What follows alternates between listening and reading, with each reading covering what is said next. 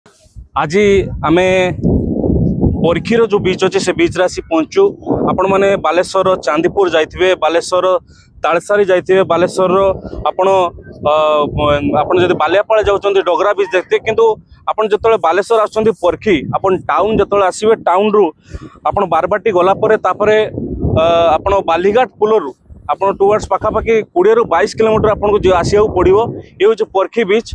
आप बीच देखते ये बीच टी पूरा संपूर्ण भाव में डेभलप जदि भी है ना, किंतु आमे कहि परिबा ये आगामी दिन में ये भी बहुत डेभलप हम। आप जमती जाऊँच ये किछि दूर बाटे आपड़ जीवे जो आप देखिए आप डगरा पर आप बालेश्वर डगरा डेभलप होची, तालसारी डेभलप होची, एमती चांदीपुर को डेभलप करा होची। ये कि दिन पर देखिए डेभलप होची। आप आसतु फैमिली सहित आसतु, बहुत बढ़िया प्लेस बुलिबे आप सहित आपण परखी परे मध्य आपण आ गोटे दुबलागड़ी आउ किछि बाट गला पर दुबलागड़ी पड़िबो। दुबलागड़ी बहुत डेभलप होई छै एबे।